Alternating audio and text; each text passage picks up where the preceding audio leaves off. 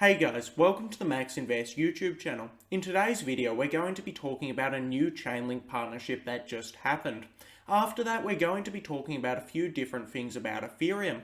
We'll be talking about the Ethereum fear, uncertainty, and doubt, and then we'll be talking about one of the major upgrades that is about to be deployed on Arbitrum. Of course, if you enjoy the video, remember to like and subscribe to the channel, follow me on Twitter, join the Discord, the links are in the description, and remember, nothing in this video is financial advice. So let's get into the video. Now, the first big bit of news that I wanted to discuss is it looks like Chainlink is partnering with Harmony. As we can see, Chainlink is deploying natively on Harmony mainnet. Essentially, when Chainlink deploys natively on Harmony mainnet, this means that all of the Harmony developers will easily be able to access Chainlink's high quality data.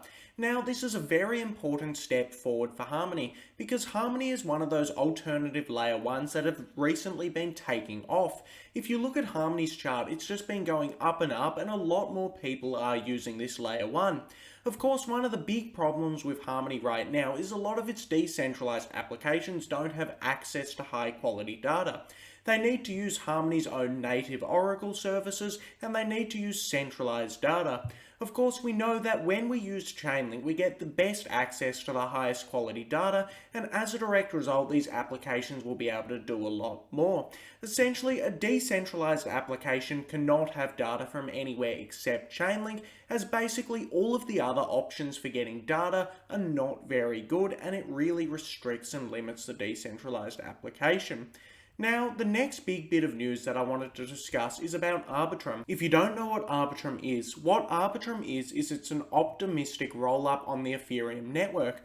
This means that Arbitrum is essentially very fast and it offers very low fees. However, it inherits Ethereum's decentralization and security, which is really good. Now, Arbitrum has essentially been live for 42 days. However, they just announced another major upgrade. Essentially, what Arbitrum said they're doing is they said that they're launching Arbitrum Nitro. Now, Arbitrum Nitro is essentially a newer and improved version of Arbitrum, which makes it even cheaper to use and even faster to use, and they're already doing it after just 42 days, which is very quick of the team. The way Arbitrum Nitro works is quite confusing, and I may get a little bit confused while explaining it, but essentially, Arbitrum have a virtual machine. Now, Arbitrum have made their own virtual machine to do computation. This virtual machine is called the Arbitrum Virtual Machine. However, what Arbitrum have decided to do is they're replacing their old virtual machine and they're bringing in a new virtual machine called the WebAssembly Virtual Machine. Now, essentially, this does a lot of new technical stuff and adds a lot of different stuff to Arbitrum. However, mainly what it does is it makes Arbitrum a lot faster. The Arbitrum team have said that they believe that this is going to be a 20 to 50x increase in the speed of Arbitrum. As a direct result, when Arbitrum's speed increased 20 to 50x, we can actually expect to see fees to come down below the 50-cent mark.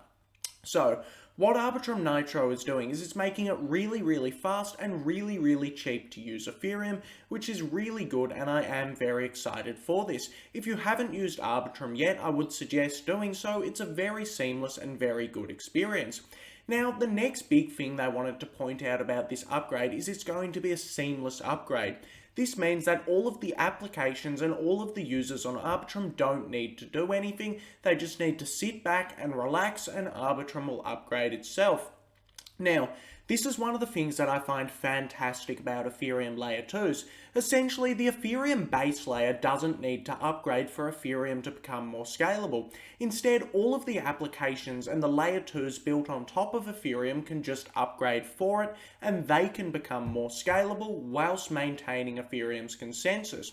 So, over the next couple of years, we should expect to see Arbitrum to continue upgrading, continue updating, and getting better and better.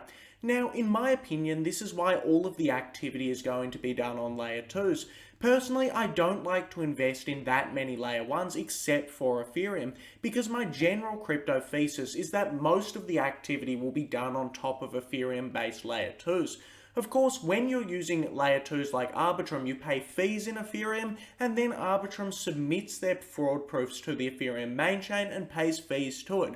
So as a direct result, most of the monetary value accrues back to the layer 1, and it is fundamentally great to hold the asset. The next thing that I want to discuss is what you can actually do with your Bitcoin.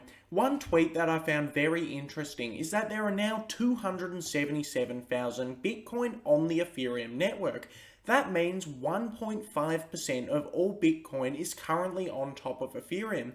Now, if you don't know how this works, essentially what happens is you get your Bitcoin, you put that Bitcoin up as collateral, and it turns into wrapped Bitcoin. Now, what you can do is you can take this wrapped Bitcoin and use it on the Ethereum network. Essentially, you can lend out your wrapped Bitcoin to other individuals so you can earn interest on your Bitcoin, and you can actually do a range of different things with Bitcoin on the Ethereum network. Of course, a lot of Bitcoin maximalists hate Ethereum and they will refuse to do this. However, I do find it very interesting to see that $15 billion worth of Bitcoin is currently on Ethereum, and I think this actually shows how dominant Ethereum is right now. It's even taking Bitcoin away from the Bitcoin network because essentially a lot of people want their Bitcoin to have utility. Now, the last thing that I wanted to briefly point out is essentially there's a lot of FUD circulating around about Ethereum. Essentially, this person here is a seed investor in Solana, and he's a very famous cryptocurrency investor.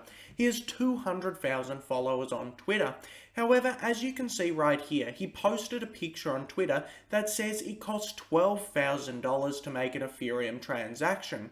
He said this is why Ethereum is broken. He tried to mint a new NFT and it costed $12,000. However, this is fear, uncertainty, and doubt. Now, the first reason for this is because he didn't have enough money in his wallet.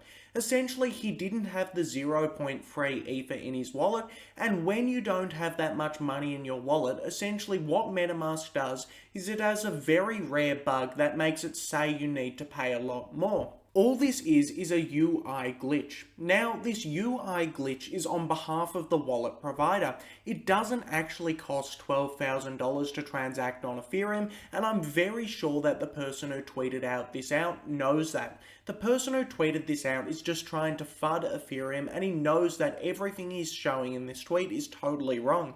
This is a very, very rare glitch that is all on behalf of the wallet provider, and it is misinformation. So it is very disappointing for me to see people spreading misinformation about other projects all over the internet, and it is quite annoying and something Ethereum has to deal with. Of course, the actual cost for minting an NFT right now is around $50. If you want to mint an NFT or you want to buy and sell an NFT, it averages out at around $50. Yes, this does seem very high, however, this is because Ethereum is decentralized. Of course, this is also not even that true in of itself, because it's $50 on the base layer. However, if we use the layer 2, it's $0 to mint an NFT. Essentially, Ethereum has a layer 2 called Immutable X, and you can use Immutable X and trade NFTs for basically no cost at all. So the Ethereum base layer will always remain a little bit expensive. However, if you ever want to do small transactions, you can do it on these layer 2s. You might recall earlier in the video we were talking about Arbitrum. Instead, this person could have just used Arbitrum to go off and mint an NFT, and it would only cost a couple of dollars. So overall, it is a bit disappointing to see all of the Ethereum fear, uncertainty, and doubt flying around, and it is very disappointing to see big Twitter profiles spreading misinformation about Ethereum and spreading photos that just aren't true. Anyway, that brings us to the end of the video. If you enjoyed the video, remember to like and subscribe to the channel, and thanks for watching the video.